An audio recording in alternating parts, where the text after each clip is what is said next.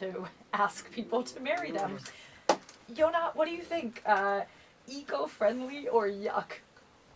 I like the idea. I'm a fan of it too. Jeff, what do you think? I think it's eco-friendly, and if I wouldn't have access to technology like they did before, maybe I probably would have done something like that then. Certainly very creative. I have to give people credit for it. So we're going to be posting a few photos of avocado engagements on my Instagram if you want to check them out. All right, the Hobby Lobby Challenge. This one is an interesting one. It's a trend that's lighting up the internet. People are using the fake flower aisle to take an array of artsy photos. So think sunflowers in a field, except they're plastic sunflowers under fluorescent lights. I don't even know where people come up with these things. I have no idea why this is a trend. Fake flower photos instead of going into the real world. Yona, what do you think? Like or dislike? I think it's funny. I like it. Jeff, I don't know. Jeff has the funniest expression. I on don't his like it face. because I love nature. I want something that's real, that's authentic. I love it. See, I like when we have some healthy disagreement on the show. All right, and the final one, a 24-karat gold baby crib. For the baby that has everything. This is a 24-karat gold-plated crib. It has a leather interior made from the same material as Maserati seats. The crib costs $200,000. I can't even. I don't even know what to say about this. Jeff, what do you think? Like or dislike? I'm a basic kind of guy. A wooden crib worked very well. They still work well. I think so. My son slept in a basket on the floor for the first month of his life. Yona, what do you think? Oh, yeah, I'm going to go for dislike for that one. Maybe if you're Beyonce's kid or something like that. But anyway, thank you both so much. If you're just joining us, you're listening to Dot Complicated. I'm your host, Randi Zuckerberg. You can follow along with any of our like or dislikes and cast your own vote on my Instagram. We'll be opening those up for voting.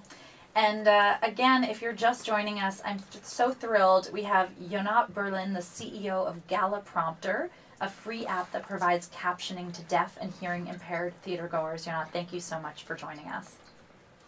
No, I'm so glad to be here. Really excited to hear more about what you're building and how it's giving more people access to the arts and live events.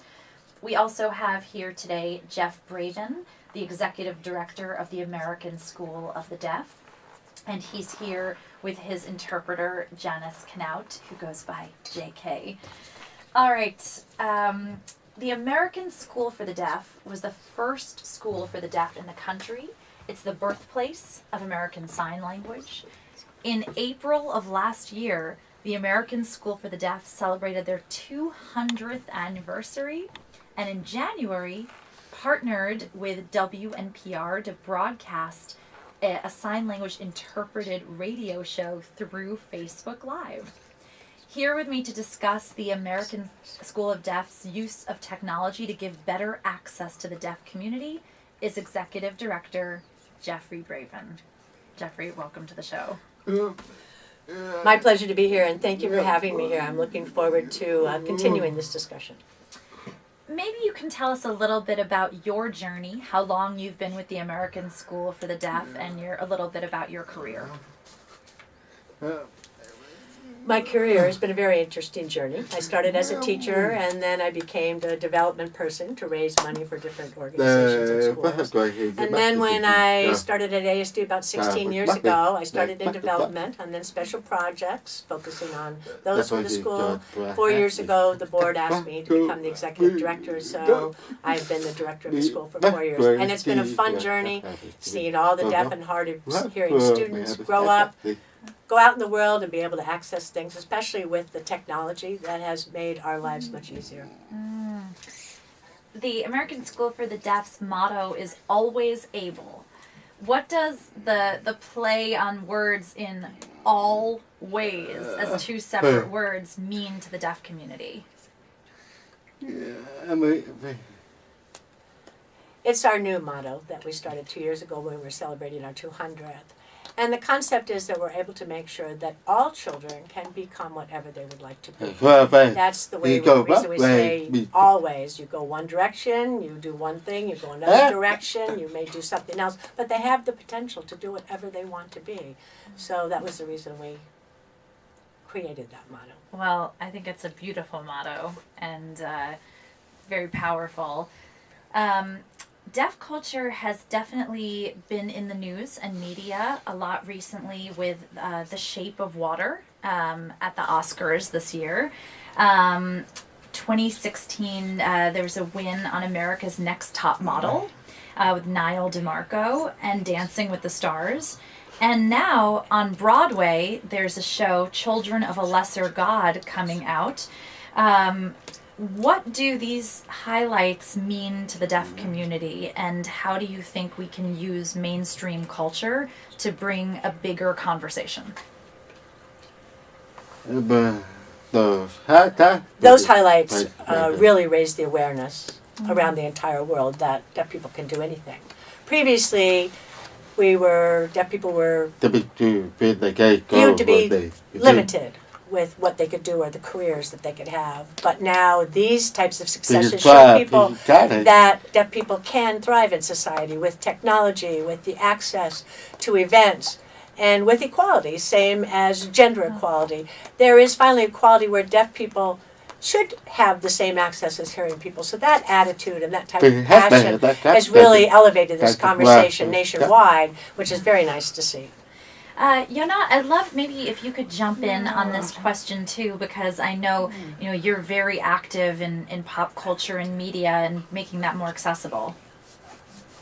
Yeah, so I think a lot of what's changed is not only the understanding that everyone should have the same opportunities, but really that the technology has made it so easy to do so. And really now that the technology is available, there's no more excuses for not including everyone in it, and it helps the community. So it's a lot of what they're able to achieve. Maybe you can tell us a little bit about your background. You had a background in social media and online marketing. How did you find Gala Prompter? When did that come to you? Completely by chance. When the founders of the company were thinking of the idea, we started out actually discussing services and translation services, which we do also provide. But when we started talking to people in the industry, we realized that the real need for community, and we went directly there because we really believed in the idea. I would like to mention that we also provide services for people who are low vision or vision impaired. The app also provides audio description, so it's meant to really be inclusive in every way, also for people who are hard of hearing, also for people who have low vision or vision loss, and of course translation for other languages. So our real intent is really to make everything inclusive for everyone. So maybe you can walk us through how Gala Prompter works. If you're going in to see a show, how would someone engage with it? Sure. So we have to partner and work with the theater and get the script ahead of time and prepare the content with professional, either captioners or audio describers or people who translate it. It's all prepared ahead of time. But we have our control system installed in the theater, and that's how we provide voice recognition and make sure all the content is provided in real time with the show. So when a user comes into the theater and he's coming to a venue that's working with us and in our database, then all they have to do is download the app, choose their show, and sit down in the theater. And as soon as the show starts, they will be getting either captions or translation or audio description directly to their own device, and they can use that to follow the show in real time. And the real value is that this is something that can make these services available every single performance. That's great. I think Jeff wants to weigh in. Yes. I mean, thank you for inviting this woman, because I never heard of Gala Prompter. I mean, I love going to Broadway shows and different performances. And of course, if you live in New York, you have to go to Broadway. And I grew up that way. And there are interpreted shows. But captioning has taken over a lot now with a lot of these shows, even at the Goodspeed Theater in Connecticut. Mm-hmm. There is caption shows, which I do watch. But it's over on the side of the stage, and really, you can't enjoy the full performance when you're having to look at the captioning and then back to the stage. But to have it right on your phone, right in front of you, and be able to see the captions, that's very cool. I downloaded that app just before I came into the show, so I'm going to find out which theaters are using this. I'm going to do some testing of it myself. How amazing. And maybe you guys can walk our viewers and listeners through what the experience is today like for someone who's deaf or hearing impaired going to see a show, and what the experience is like today that really prompted you not to do something disruptive in this space. So really the experience has been is that there are shows that are interpreted to ASL and include ASL interpreters, and there are shows that sometimes provide open captioning. But this makes the people who use these services come for those specific dates when these options are available. And our whole idea is that to really be accessible and to really be inclusive, these services should be provided every single performance.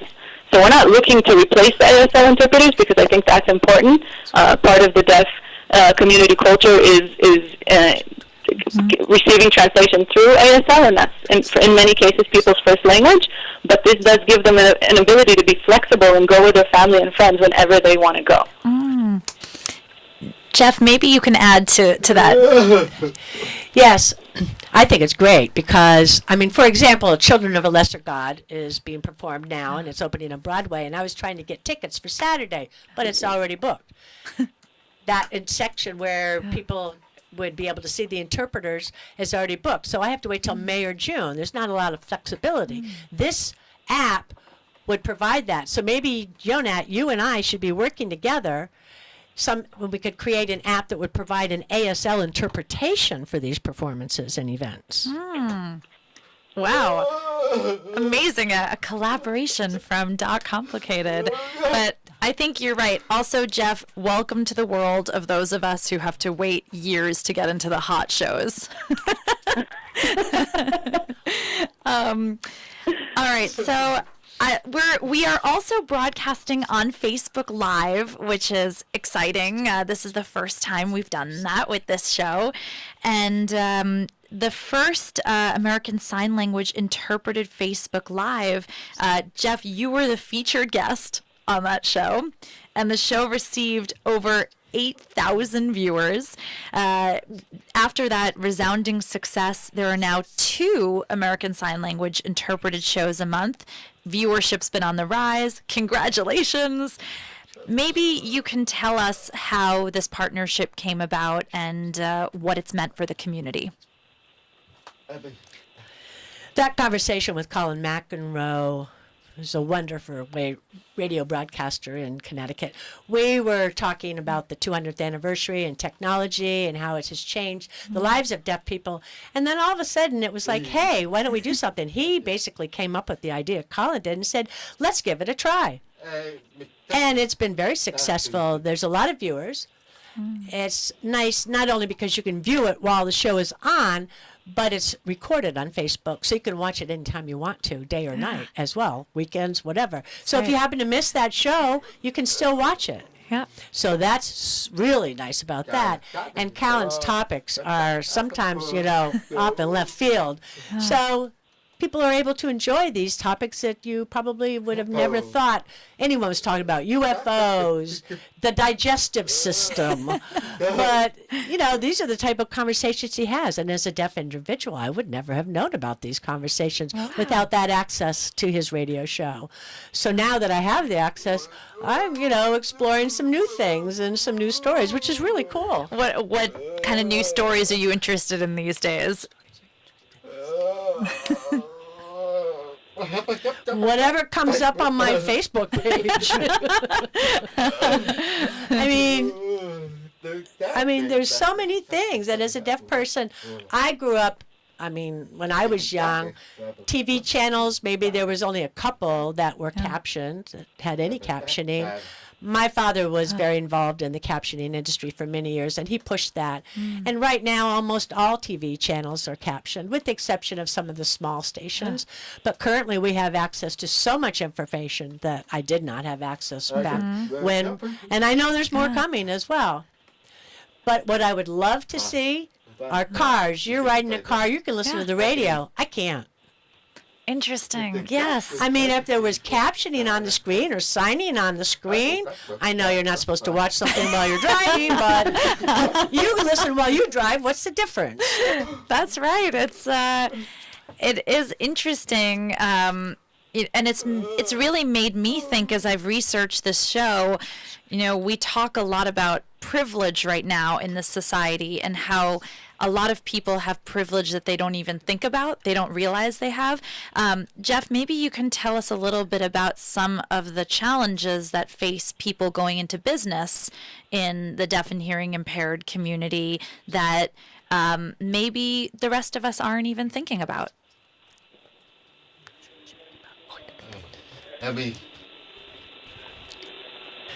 Before, employment was very difficult for deaf people. You would go into a meeting, a large group meeting, you'd be lost, completely lost, with this conversation happening. Now with apps that caption conversations, you can really participate. Yeah. But the problem is, where does the expressive part come in? And that's when the interpreter still plays an important role. There are other things. I mean, right now with emails, texts, tweets, I have access to communication with almost any person. I mean, if I had never met you and I sent you an email, you wouldn't know I was deaf. I mean, you would just look at me as any person. So that's the same goes with architectural designs. About 10 or 15 years ago, they started talking about a universal design, designing a space that's accessible to all people, wheelchair people, blind people, deaf people. So they go into a space, they have full access. So now we need to work on universal design for technology. Yes. So it provides full access for deaf people or hard of hearing people or even a person who may not speak English. That's where I see things really evolving in the business world and in everyday life. Museums that are accessible, public spaces that are accessible. Yes. That's where I see it going. So I feel like, Yonat, this must be your vision also. Talk to me about, the big vision of what you guys are creating here and how you are getting advice and working with people in the deaf community to build your products. So there's a few answers to that long question. Sorry. One is, I just had a million things I wanted to say at once. So one is that it's important to also understand that a lot of the services that are provided for people who are deaf and hard of hearing are actually very useful to people who don't experience hearing loss.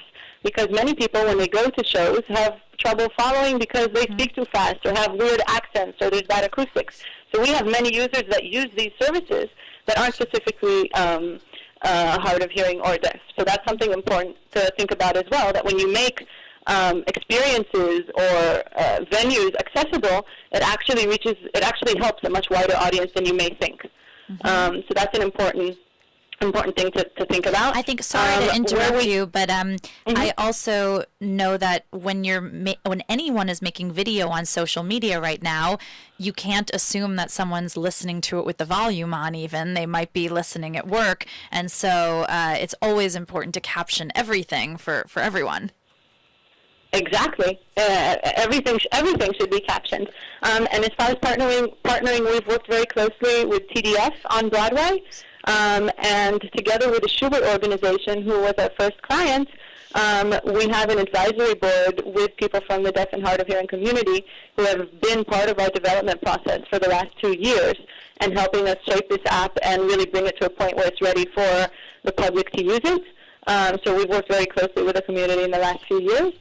And as far as our vision, we want to make sure that not only live shows are accessible, but cinema as well. So we have a long way to go still.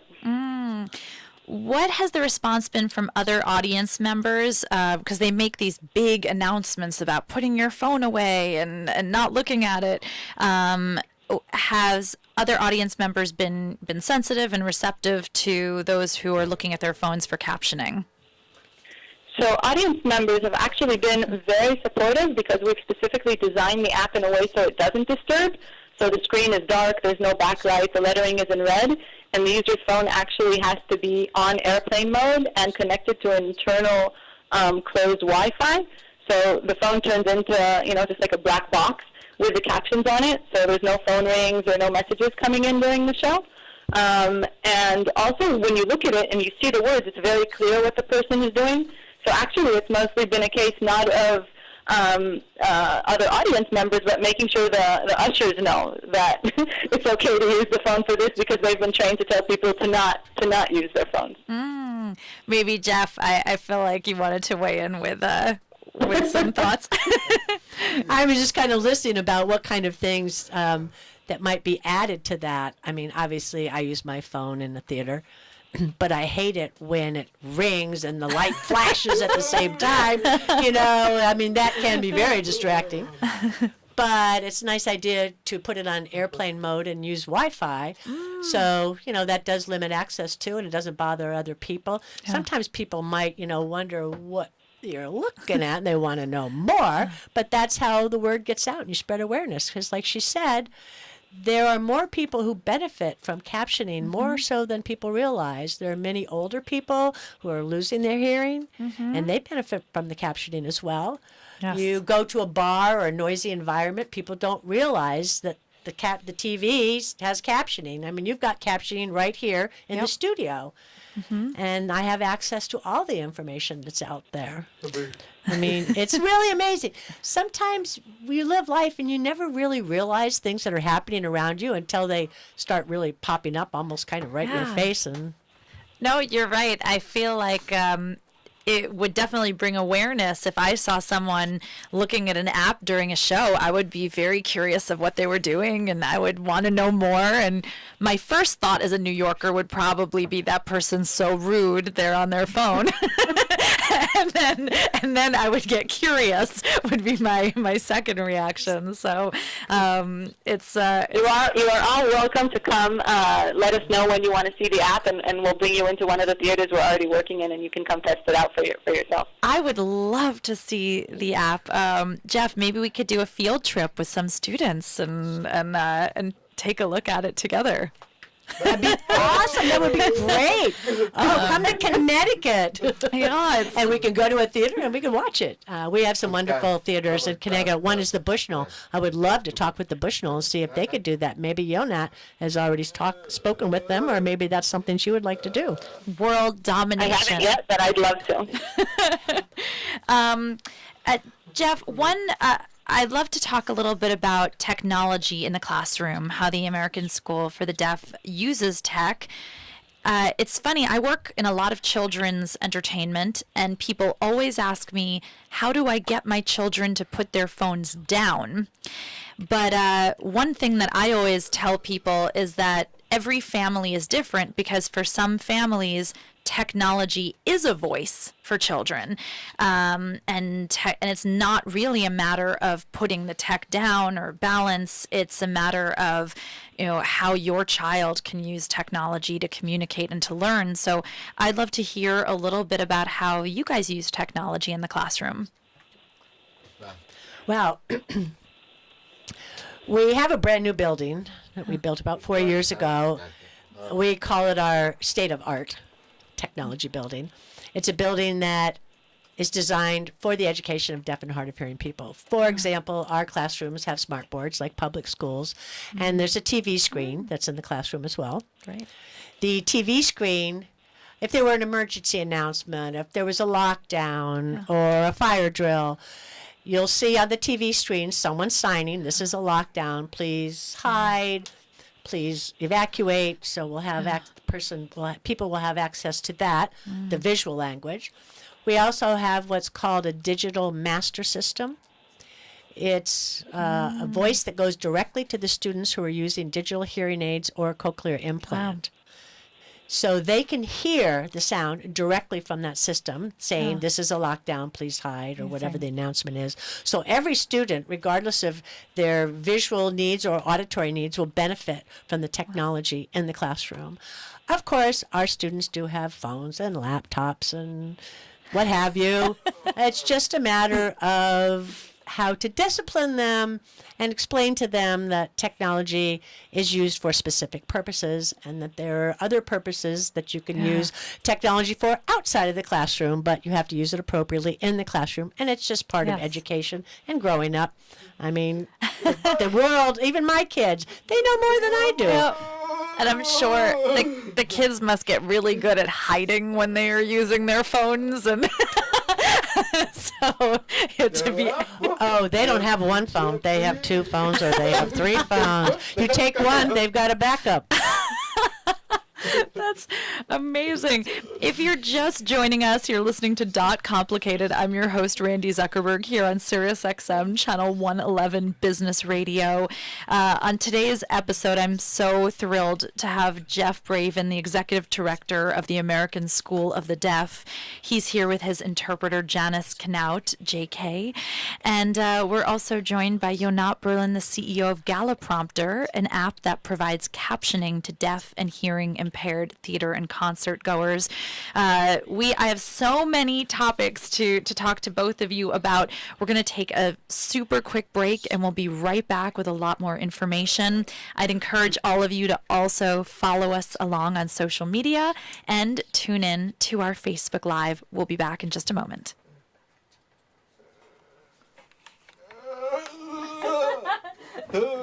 Great. As an educator, would you mind if you don't use the word hearing impaired? Oh, yes. I'm sorry about that. I would be happy to have that conversation actually here. Yes. Because impaired implies broken. And I'm broken. Okay, yes. They use deaf and hard of hearing. Okay, thank you. Thank you for correcting me on that. I apologize. It's okay. That's what I do. I have a big sign actually in my office. And it says hearing impaired, wrong way. It's like a wrong way, right way street sign. So hearing impaired, wrong way, deaf and hard of hearing. Right. Thank you. I will correct that right now, and I really apologize for accident. No, don't apologize. It's fine. It's just part of learning. Which is why we're here.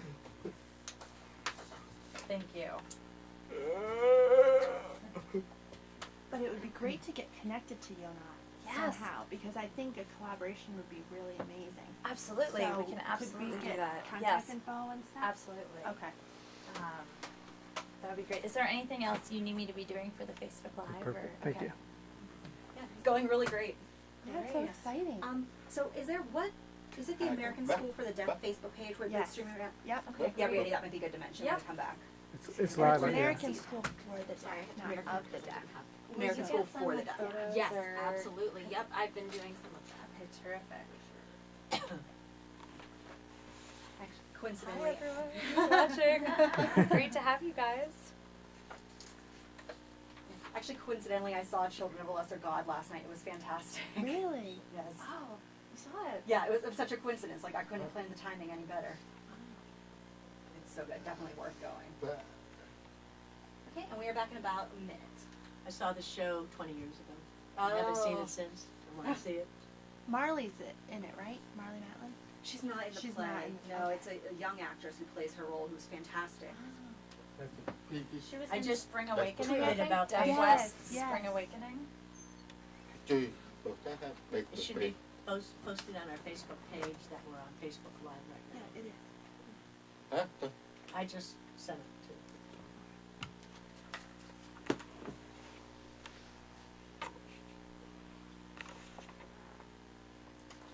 Great. I can't see Janice. Back in about a minute.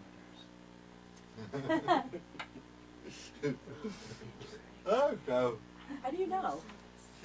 I am No. because the show. I know exactly to kind of. So we end the show at 12:56 and 40 seconds. So if you see me towards the end of the show, if you see me looking at the clock a little bit, That's why, because You're listening to Dot Complicated on Business Radio, powered by the Wharton School. Randi Zuckerberg. Here again is Randi Zuckerberg. Welcome back to Dot Complicated. I'm your host, Randi Zuckerberg, here on SiriusXM, channel 111, Business Radio, powered by the Wharton School. And we have a really special show today because not only are we live on the radio, we're also live on Facebook. Hi, everyone on Facebook. We're live on the Facebook page for the American School of the Deaf, and they're doing some incredible work with broadcasts for their community that also include American Sign Language interpretation. So we're really, really thrilled.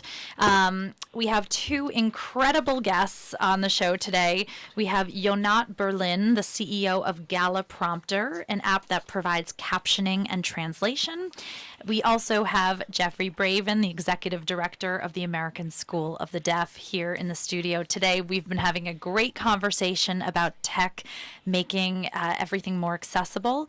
And now I have a lot of questions for both of our guests. So I want to kick off again, maybe if you can talk about, Jeff, some of the products that you're using right now on the market that allow for communication for the deaf community that are interesting, tech innovations that you've seen that you're excited about.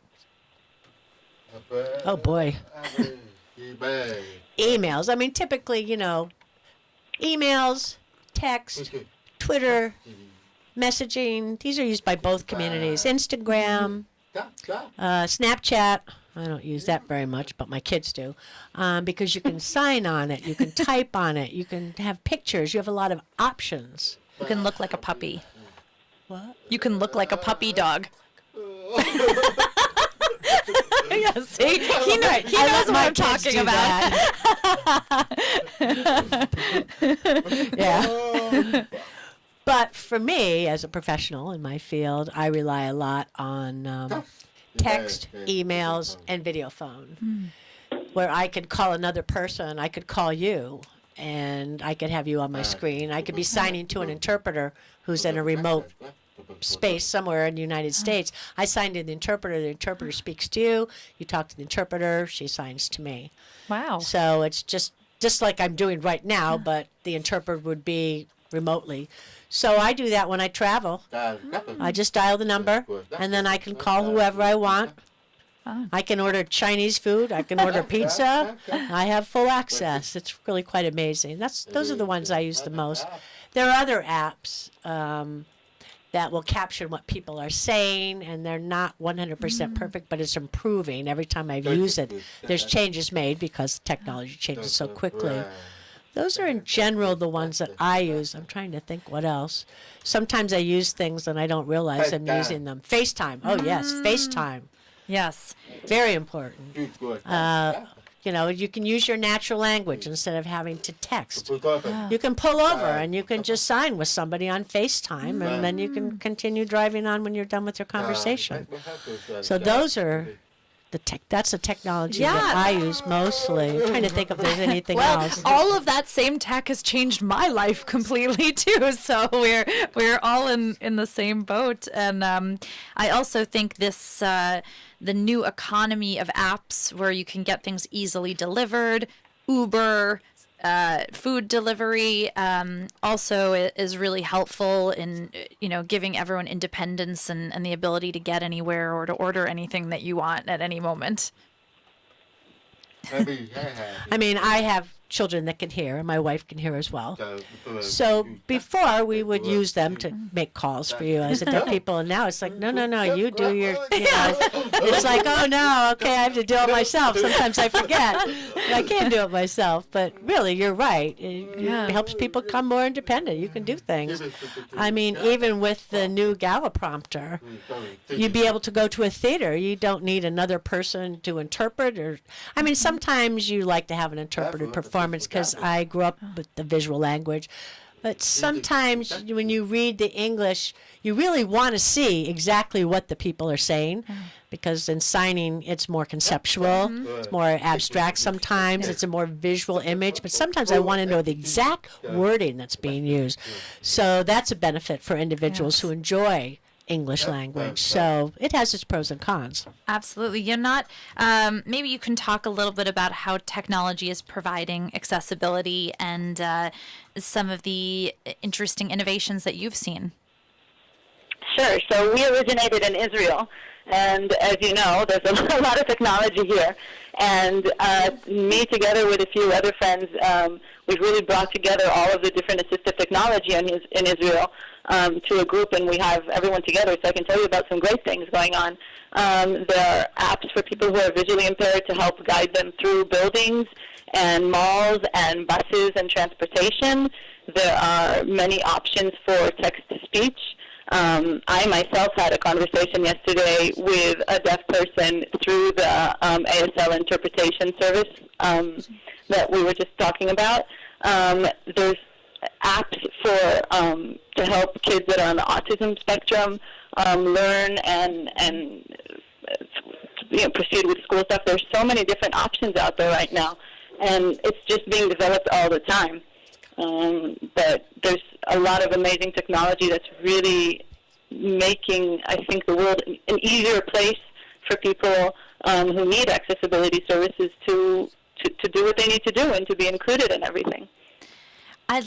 Thank you for that. I'd love to hear some misconceptions that the general public has about the deaf community. And Jeff, I'm so thankful to you. I mean, even during the break, Jeff corrected some of the language that I was using to describe the community, and I'm so thankful that you did, because I think there are so many of us who desperately want to be advocates who are maybe accidentally using terms that are insensitive, and so please help us understand how to be advocates and how to be partners.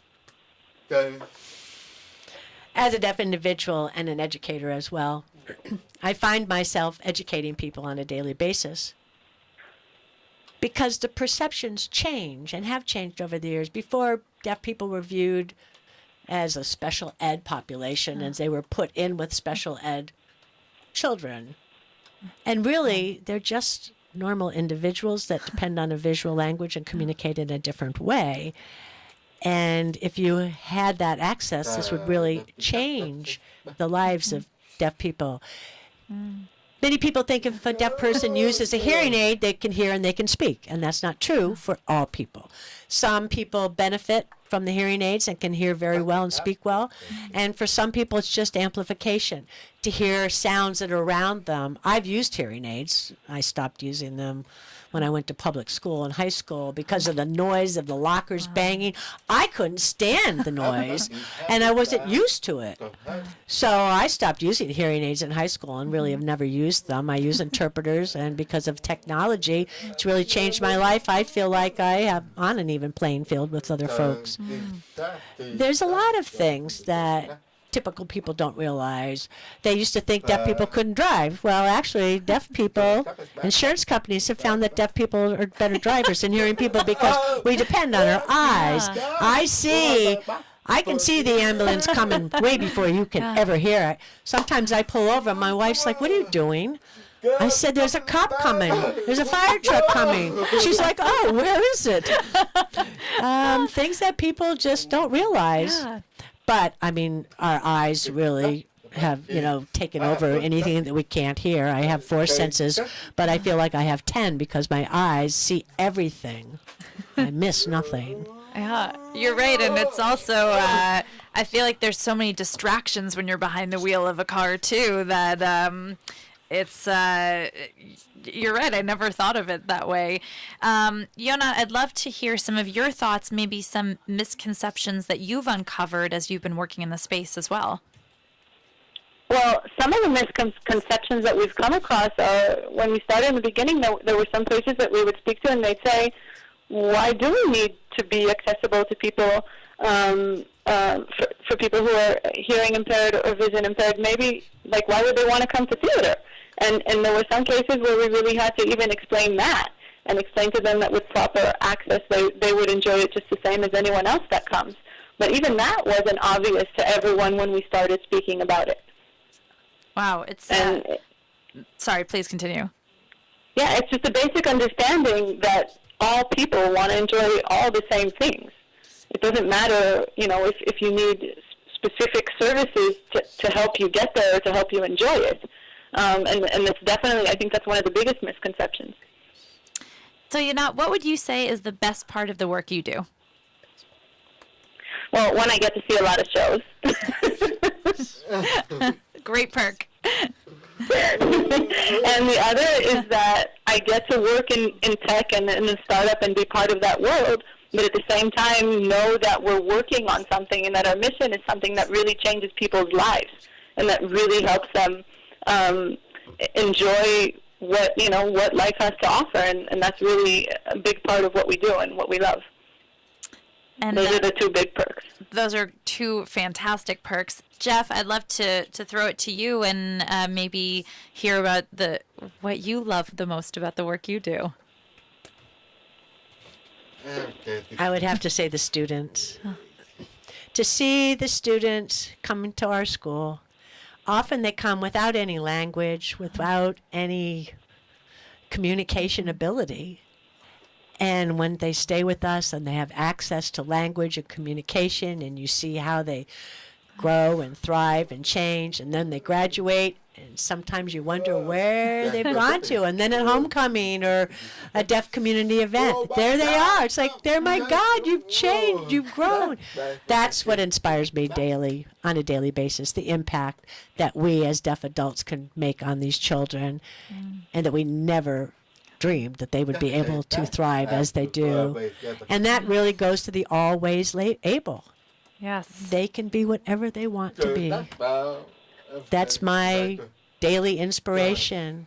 I mean, I see stories about the different children we have. Let me tell you this one. I have to tell this story. We have this girl. We got a call one day. My office received a call. It was from a hospital. And they said, we have this girl. We think she maybe can't hear, but she's been with us for 6 or 7 years. Could you come? Could you evaluate her and see if there's anything you can do for her? We said, sure. So I sent a team to go. It was a mental institution where this girl was. It was an awful place. They walked in. This girl was sitting in a room in front of a window looking at the trees. There was nothing else there. She was 12 years old. She was in diapers. No communication at all. And for how many years she'd been there, this had been her situation. My team took a look at her, and they really were not able to engage with her. They came back to me and said, what are we going to do? We really can't serve that student. I said, no. We have a policy here. We bring the student for 90 days. We evaluate them. If we can service them, we will. If we can't, at least we will have tried. So we brought her. Right now, she's 17 years old. She's signed. She's got about 50-word vocabulary. No more diapers. She participates in regular life. I think last year on Thanksgiving, her grandmother came, and we have a Thanksgiving dinner with the students and families, and Grandma came, and the girl was able to say, I'm hungry, I want my turkey. Grandma sobbed. Those just little things that people don't realize that can impact a life and make a change, and that's what I enjoy doing on a daily basis. It's amazing. That's a beautiful story, and you do change lives. I've done a lot of research in a different space on how do we get more women into technology and business, and a lot of my research has led me that it's really